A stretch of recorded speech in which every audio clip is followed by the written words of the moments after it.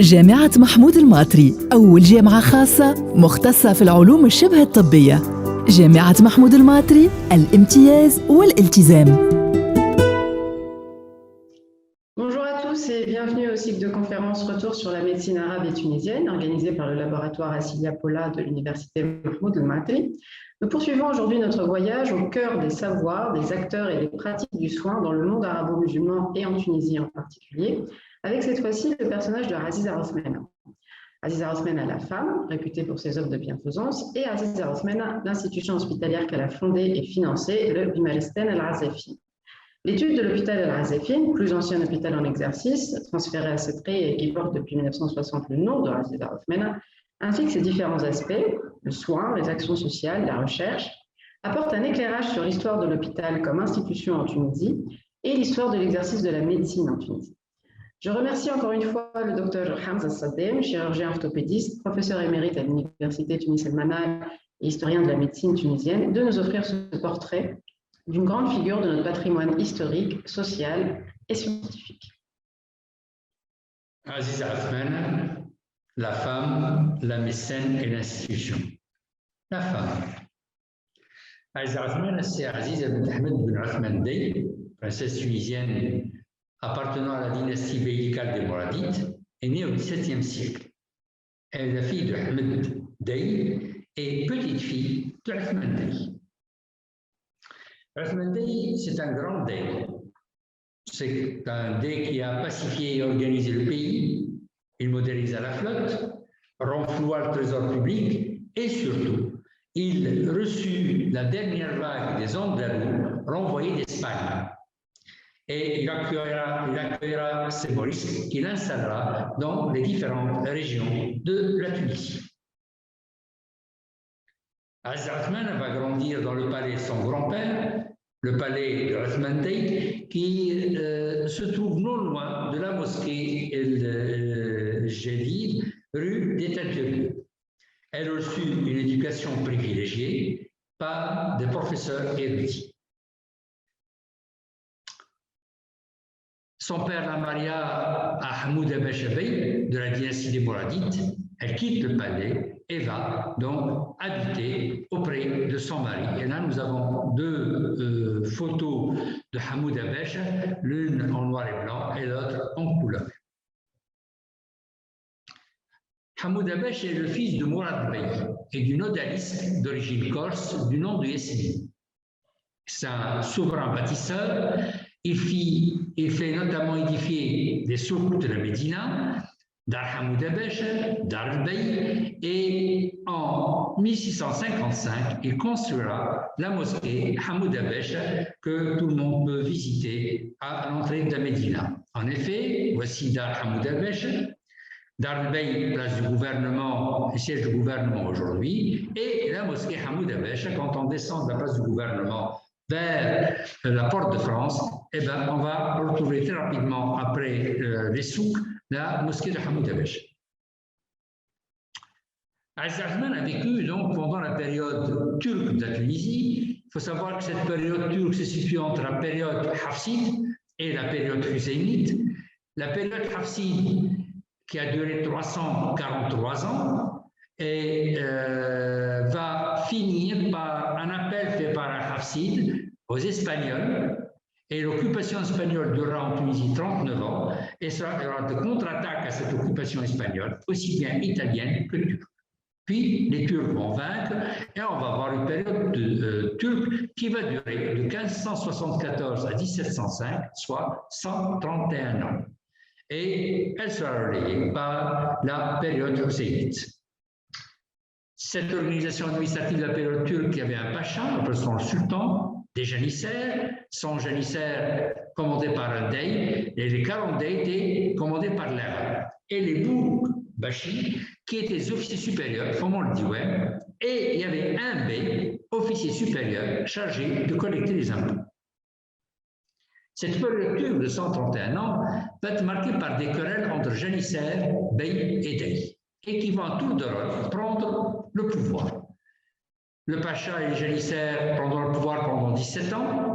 Les dey prendront le pouvoir pendant 49 ans. et les B pendant 65 ans. Et de cette dernière prise de pouvoir qu'on va voir, la dynastie des Mouradites. En effet, Mourad Becha va rapidement donner sa charge à son fils Hamouda Becha et nous avons donc l'arbre généalogique de la période de la dynastie Mouradite. Aziz Othman décédera en 1720-1080 d'Hégire et sa tombe se trouve, sa nécropole se trouve du côté dans la Médina de Tunis, non loin de la Madrasa Chamaïa, et on peut accéder à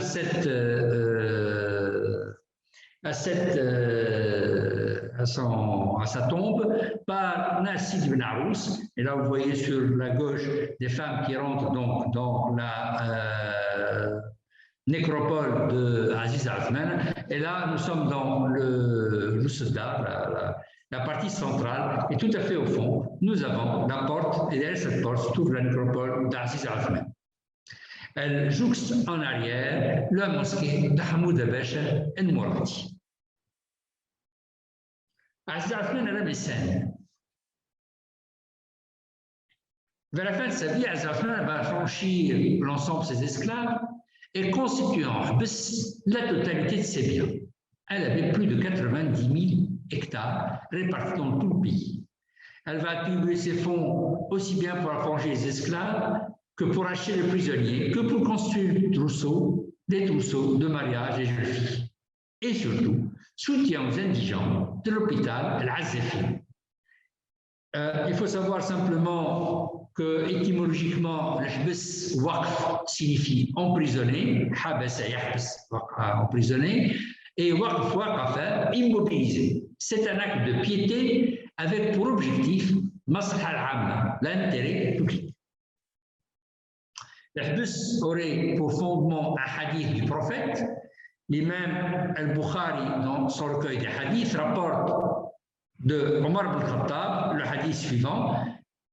Omar ibn Khattab vint trouver le prophète sallallahu alayhi wa sallam et il pose la question: apôtre de Dieu, je viens d'acquérir un terrain de valeur à Khaybar, que me conseilles-tu d'en faire pour être agréable à Dieu?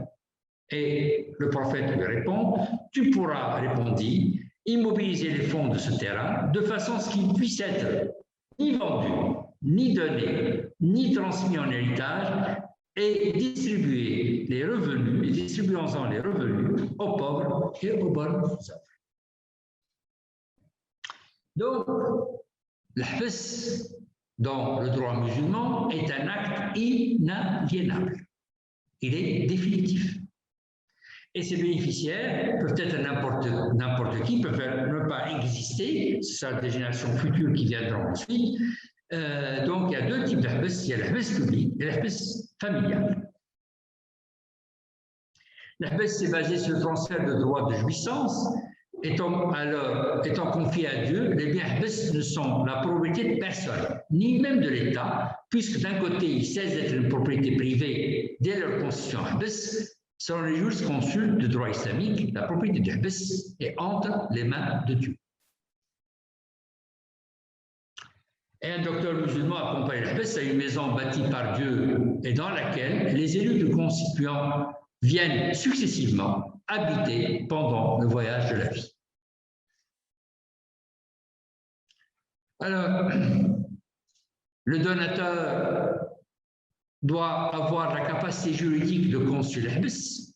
Il n'est pas forcément une personne de confession musulmane et le droit musulman admet la validité d'Hbs conçu par un non-musulman lorsqu'il est fait au profit des pauvres. Il faut que le bien Hbs soit une propriété de bienfaiteur, donc être matériellement reconnaissable, identifiable, pour produire une richesse ayant une utilité pour l'homme ou l'aïn. Et le grand jurisconsulte Khalil énonce que la fondation est nulle si elle est instituée au profit d'un établissement religieux comme une mosquée. Les bénéficiaires d'Hbs, nous avons dit tantôt qu'ils étaient illimités, et le bénéficiaire d'Hbs n'a qu'un droit d'usufruit sur l'Hbs. L'espèce publique paie annuellement au fisc et aux municipalités, donc c'est redevance comme tout un chacun. Brève histoire des Hbes en Tunisie, 1874, création de la Jam'iyya, qui a essayé de regrouper les différents Hbes et géré à l'intérieur de l'agence par 14 agences. Et 1957, on va assister à la dissolution des Hbes par liquidation ou nationalisation. Ce mécénat d'Aziz Athmane n'est pas unique, puisqu'on va trouver d'autres mécènes en Tunisie, la princesse Atf, qui va fonder la Madrasa Tawfiq ou Madrasa Jama' al-Ahwa, la princesse Fatima, qui est la sœur de Hafs Abu Bakr al-Mutawakkil, et qui va fonder la Madrasa al-Anqi. Donc, le mécénat était une tradition pour essayer de diffuser le savoir dans le pays. Jama' al-Ahwa, on a accès à Jama' al-Ahwa par la place du leader. Là, on est entre Belgique et le 9 avril, boulevard 9 avril. Il y a eu des femmes mécènes hors de Tunisie. En 245 de l'Hégire, Fatima al-Bani bin Mohammed al-Fahri al-Qayrawaniya, ou Fatima al-Fahriya, va fonder la Médersa des Karawin à Fès, au Maroc, et sa sœur, Mariam, al-Qasim bin Mohammed al-Fahri al-Qayrawaniya, va fonder la mosquée des Andalous à Fès. Il faut savoir que ce qu'on entend par mosquée, c'est université. La mosquée assurant l'enseignement aussi bien des sciences exactes que des sciences religieuses.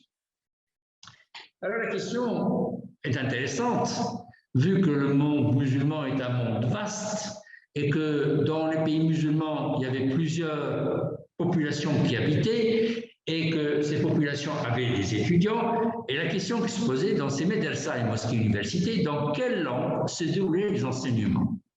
Et là, Mohamed Ben Khouja, dans Tarikh Ma'al al-Tawhid, à la page 179, va nous dire que قيل أن ابن رشد الحفيد كان يقرأ بها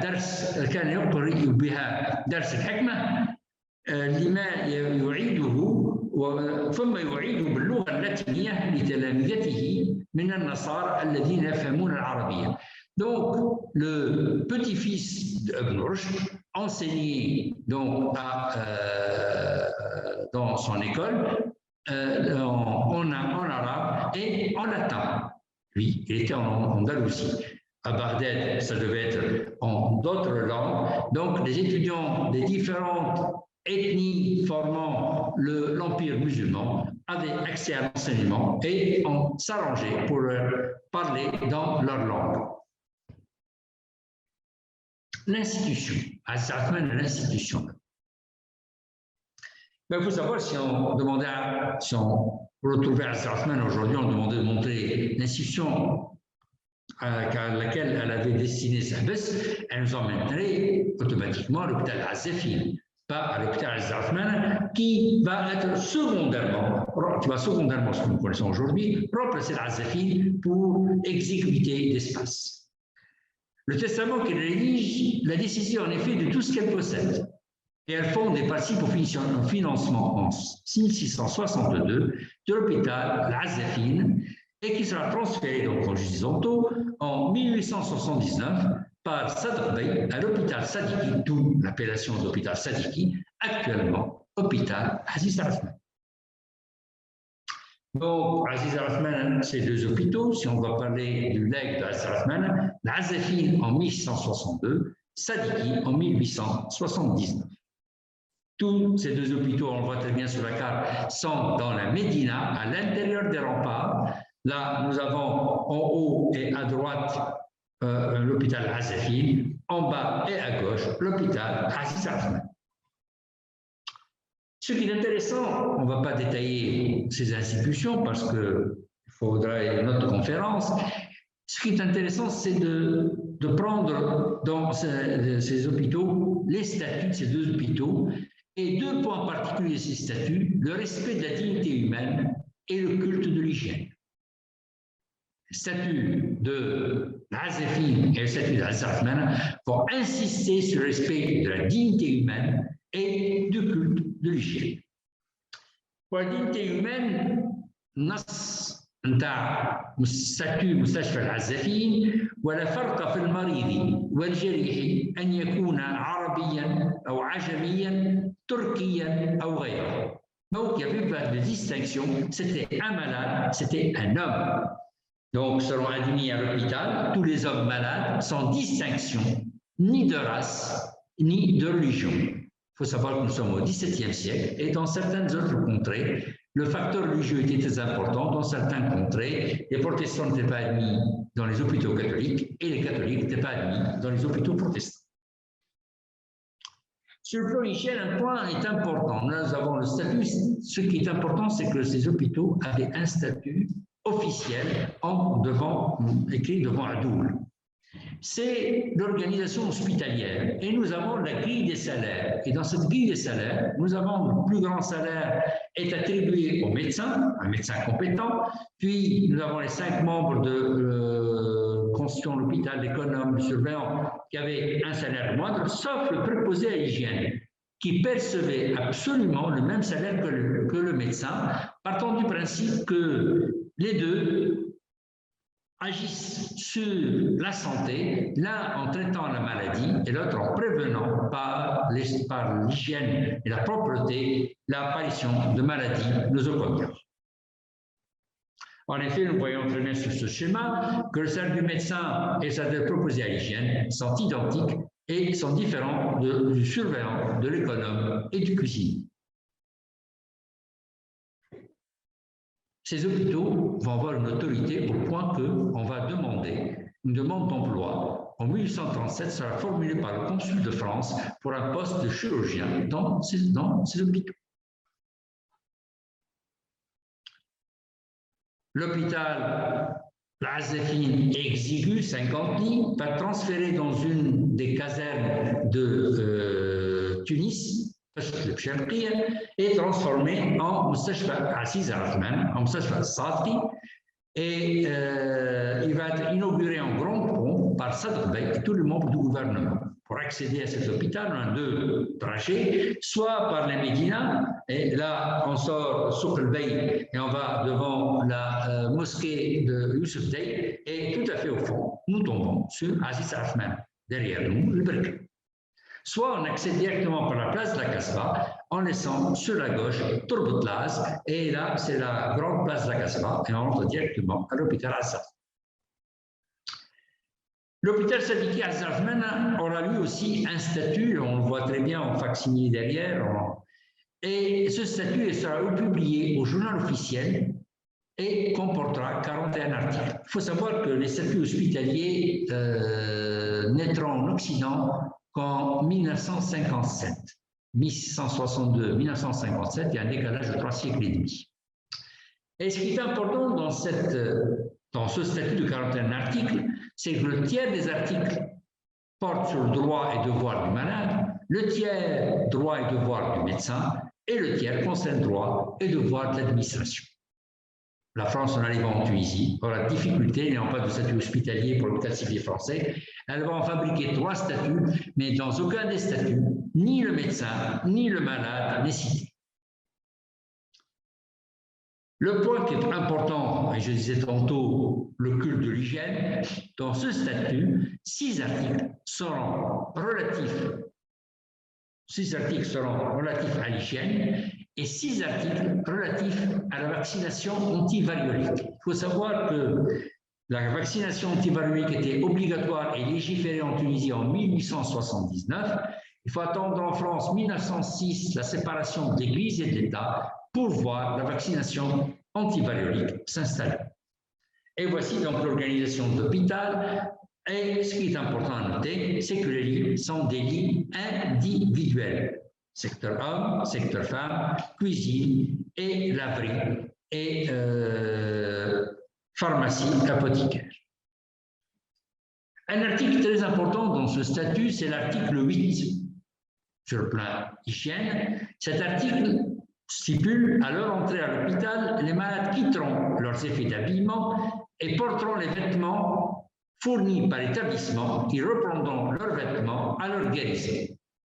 Donc, à l'hôpital, ils prenaient un bain, changeaient de vêtements, prenaient la tenue d'hôpital et ils reprenaient leurs vêtements à la sortie, ils étaient nettoyés. Alors, cet article, nous verrons, est un article qui va arrêter une épidémie mondiale. Ce culte de l'hygiène va permettre à la Tunisie de ne pas connaître la peste alors que ses voisins connaissaient la peste de 1705 à 1784, soit près d'un siècle, et on est venu des différents pays de la Méditerranée pour essayer de s'enquérir comment les Tunisiens ont-ils pu échapper à la peste et quelles étaient les mesures qu'ils avaient prises. L'armée française arrive en Tunisie, elle va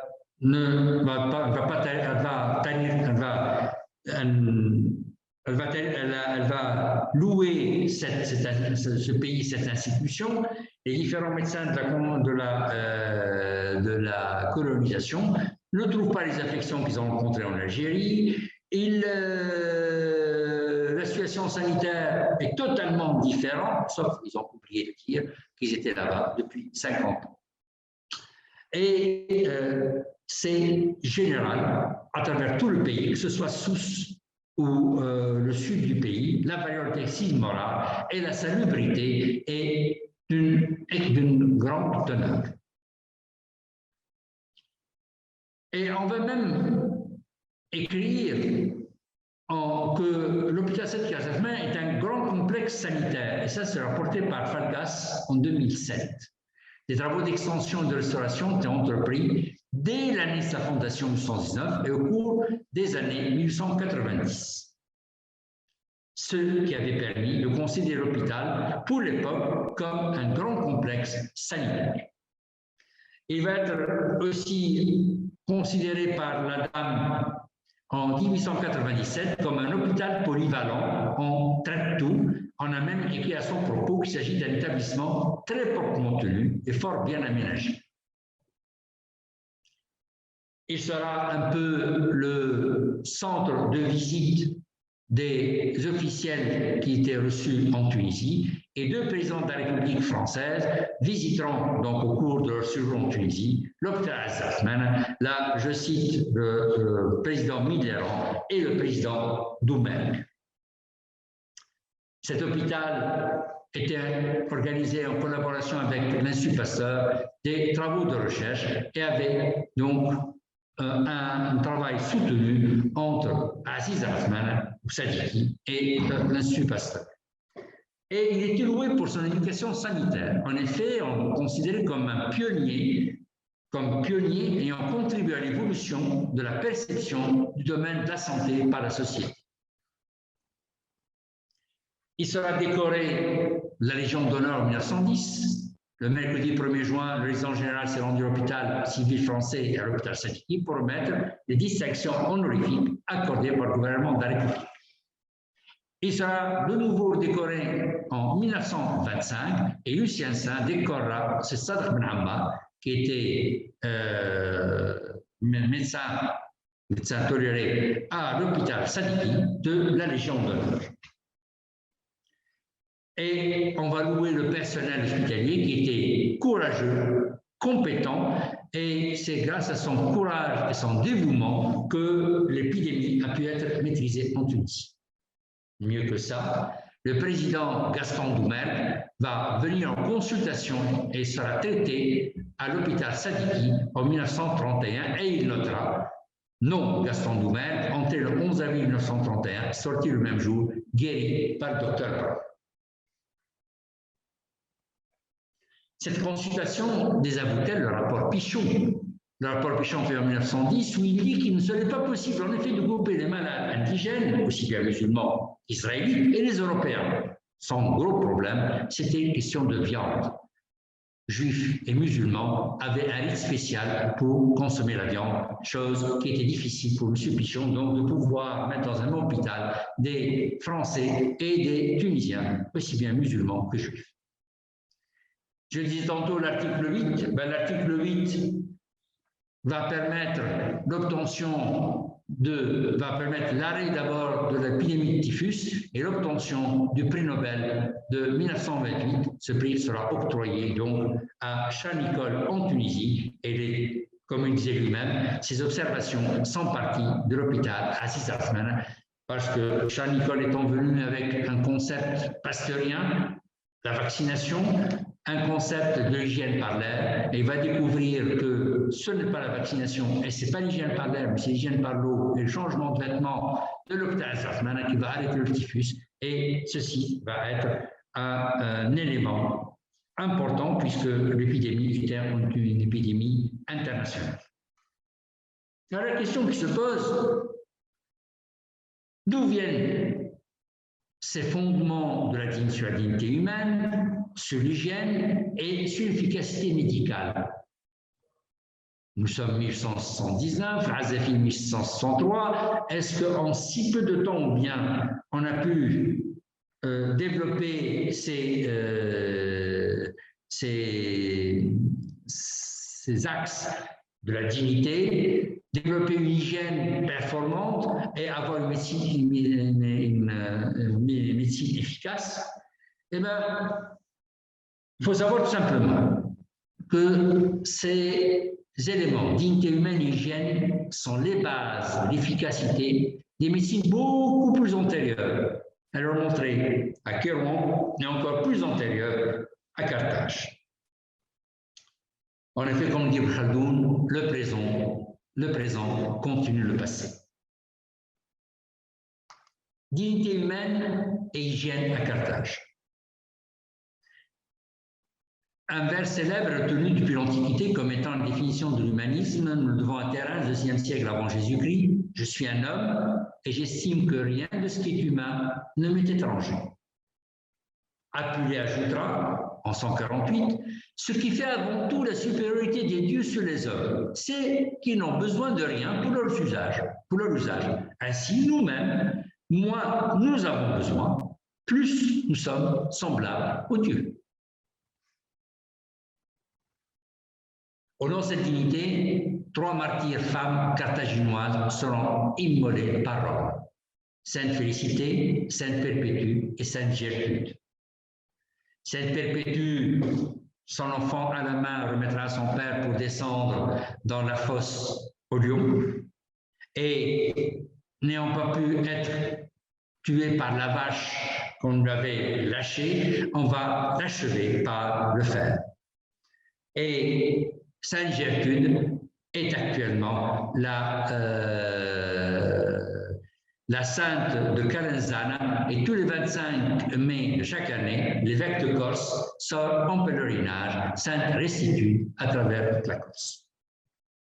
3 papes carthaginois arrêteront la persécution des chrétiens. Ces 3 papes sont de Carthage, Saint Victor Ier, Saint Miltiade, Saint Gélas Ier. Donc on va poursuivre ce respect de la dignité humaine. Sur le plan hygiène, on rappellera simplement que on insistait qu'un philosophe, un médecin, ne tolérait jamais sur soi aucune malpropreté, ni souffrir aucune partie visible de son corps, soit immonde ou malodorante. Nous sommes 148 de notre ère. Et j'ajouterai qu'on utilisait le dentifrice à Carthage, produit blanc venu d'Arabie. La société carthaginoise était ainsi reconnue depuis le 5e siècle avant Jésus-Christ par Hérodote comme indiscutablement le peuple le plus saint que nous connaissions. Donc, ce que nous avons retrouvé à Aziz Athmane remonte 5 siècles avant Jésus-Christ, c'est-à-dire depuis plus de 20 siècles. Dignité et hygiène à Kérouan. Un des éléments importants de cette dignité, la femme a droit de répudier une seconde épouse et c'est elle qui décide de son contrat de mariage. J'ajouterai qu'à leur sortie de l'hôpital, les malades recevraient 5 pièces d'or, véritable fortune pour leur convalescence. C'est un peu la sécurité sociale à l'envers. Et que sur le point de vue hygiène, on se lavait la bouche 15 fois et les mains plus de 125 fois, ne serait-ce que par les ablutions. Sur l'hygiène, on aura un traité sur le hammam du XVIe siècle avec l'organisation des 3 espaces, l'étuve pour essayer de faire sortir les sueurs, puis la salle semi-fraîche pour le décapage, puis la salle froide pour la constriction vasculaire, cutanée. Et donc, ce qui est important, c'est de noter les appellations de harz et de harz. Harz, c'est yahrz, c'est protégé, c'est un protecteur. Harz, c'est un protecteur. Donc, vous avez 2 fonctions au sein de hammam. Le harz qui protège, donc celui qui va éliminer tous les polytoxiques du corps, et le tayyib, celui qui va parfumer le corps. Autre instrument d'hygiène, l'ahsir, qui est une haute technologie médicale, écologique et économique, puisque c'est un système qui va ramasser d'une manière continue 24h/24 sans consommation d'énergie la poussière, et au bout de 2-3 jours, il suffit simplement d'enlever la cire pour enlever la poussière qui s'était collectée. La médecine en Tunisie a construit avec l'agriculture et l'enseignement le trépied de sa civilisation 3 fois millénaire. Protéger la dignité de l'homme, c'est le protéger contre la faim, c'est le protéger contre la maladie, c'est le protéger contre l'ignorance. Aziz Othman, avec ses 3 déclinaisons, la femme, la mécène et l'institution, a rendu palpable ce principe fondamental autour duquel a été construite la civilisation de ce pays depuis l'Antiquité, dignité. En effet, la Tunisie sera le refuge de tous les opprimés de la terre, tous les réfugiés à qui on a spolier leur dignité. La première sera Alissa, puis les Mollusques, les Juifs de Livourne, Fers-Chedière, les Russes blancs, Garibaldi, Henri Dunant, Charles Nicolle, Fadel Gemelli, Yasser Arafat, Bettino Craxi, des musulmans, des juifs, des chrétiens, des agnostiques, des polythéistes. Tout le monde viendra se réfugier en Tunisie. Vous comprenez très bien que si au début du premier millénaire, on jette du lait par terre et qu'on n'empêche les élèves d'étudier dans les écoles et que de surcroît, les erreurs médicales seraient la 3e cause de décès, alors quand ces 3 bases de la dignité s'en vont, eh bien, la dignité ne fait que les suivre et elle s'en va aussi. En effet, la cire sera remplacée par une moquette. Entre un filtre constant de poussière, on va constituer un ramasseur continu de poussière et il suffit simplement d'appuyer sur la moquette pour recevoir la poussière plein de figures qui s'est tassée pendant quelques jours. Autre point important, on n'a rien compris dans notre tradition, la laine de mouton. Dans le sud, quand il fait chaud, les hommes s'entourent de laine. L'étranger est venu chez nous, il a commencé à s'habiller, on s'est mis à s'habiller. À 50 degrés, vous enlevez tout votre vêtement, la peau sera à 50 degrés. Or, en 2012, on explique que la laine de mouton est utilisée pour l'isolation thermique comme pour l'isolation acoustique du bâtiment. Ben, tout simplement, quand on était entouré de laine, on était à 37 degrés sous la laine et à 50 degrés en dehors. Ben, on n'a rien compris à cette intelligence de nos concitoyens du Sud. Et on s'est mis simplement à oublier ce principe fondamental qui bannit le plagiat, ses dérivés, le copiage, transfert de technologie, à qui on disait ceux qui copient sont des déficients mentaux, ça supprime le karam. Carthage, qui est en Tunisière et Tunis aujourd'hui, avait durant plus de 2000 ans mis en avant l'homme, son respect, son bonheur, son émancipation, sa liberté, n'avait-il pas écrit à leur façon des siècles de lumière? En effet, la médecine que nous avons héritée, que nous pratiquons, a été acquise au prix d'un travail soutenu depuis l'Antiquité et qui parle de l'universel, pour modifier et rendre net des idées, des concepts, et cela en toute indépendance. Son but hier, comme aujourd'hui, est de participer à rendre l'homme libre par le savoir, l'ingéniosité et l'éducation. Et les points rouges reliés feront Tunisie. Un sage a dit, si vous voulez mesurer la valeur d'une civilisation regarde d'abord comment elle a traité les femmes, les pauvres et les faibles. Notre avenir est dans notre ouverture sur les autres et sur notre passé. Il est dans le dialogue des civilisations et non dans le choc des civilisations. Il n'y a pas de société sous-développée, mais des sociétés sous-étudiées. Et la Tunisie n'a jamais été colonisée, mais souvent visitée, comme le dit Sichet el-Ratibi, Allah yarham. Ce petit pays a toujours su préserver ses frontières, sa liberté, sa fierté, mais aussi la liberté et la fierté des autres. Apulé le dira au IIe siècle et Manachou le dira aussi au XXIe siècle en lisant simplement ce poème. وترعى العهد لا ترضى بغدر ونكرم حجارنا ما دام فينا نهين المال في طلب المعالي وننفق رحمة بالبائسين نقاسم بعضنا عسرا ويسرا ونقضي عن ذنوب الأقربين ونفل أن نعيش بعيش ذل وأن نحيا حياة السالفين على قدم الكرام نعيش دوما وموت العز أفضل ما لدينا نجدد عزنا ونشيد مجدا على أنقاض مجد السابقين ومن أولى بهذا الأمر منا ألسنا من بقايا الفاتحين. Merci Aziz Rahman et merci de votre attention.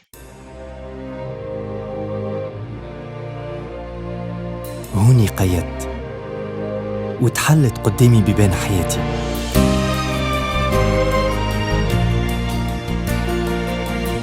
هوني تعلمت وقدمت.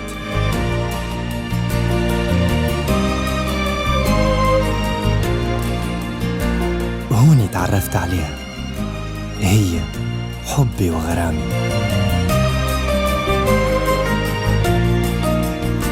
هوني بدبلومي رفعت راس أمي العزيزة الغالية. هوني حققت أحلامي وعاشرت صحابي. وهوني عرفت اللي نجم نوصل لبعيد في مستقبلي. جامعة محمود الماطري، حتى الفين نجم توصل معنا.